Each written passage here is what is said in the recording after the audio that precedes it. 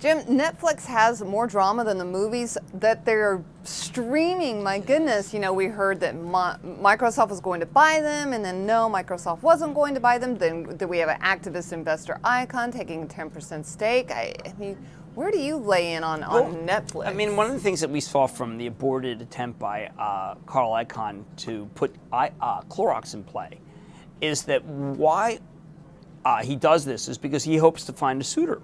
So he takes a stake and thinks he can foment a transaction. Yahoo. Talk it up. Right, talk it up. He buys it, he buys, I think, some of these as in options. But here's the crucial thing about Netflix. Netflix is a kind of a private company run publicly. It's Reed Hastings. He'll do anything, I think, to stay independent. He loves his company, loves his job. Icahn must find someone who wants to buy the company. That's the only way this is going to work. All right, so if it's not Microsoft, who would it be? Well, people say Amazon, but I think Amazon wants to destroy Netflix. I pointed out something this morning on Squawk on the Street, which is that when you buy a new TV, it has a Netflix button. Yeah. So it's not like Netflix. I mean, if you ask my kids what's important about TV, they'll say it's Netflix.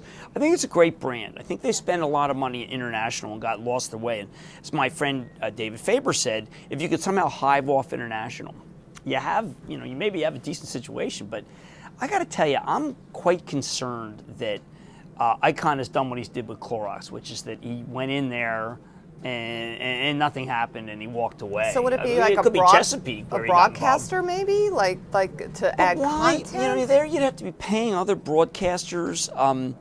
I think that when I watch a FiOS ad, they seem to be saying, "Listen, we're better than Netflix. We have a big inventory." Comcast, I work for Comcast. They have inventory.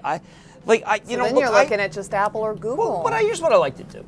Well, in these situations, I like to sit back and I say, would I buy Netflix on a fundamental basis? Because if I felt it was good on a fundamental basis, then I could see someone buying them. And I don't want to recommend it on a fundamental basis. I think it's overvalued because they have huge costs coming up.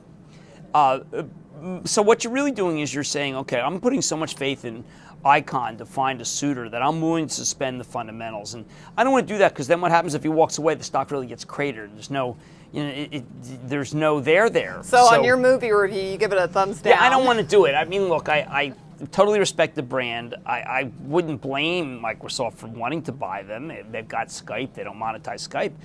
Netflix is a great brand, but on a fundamental basis, which is where I come in, I don't want to buy it.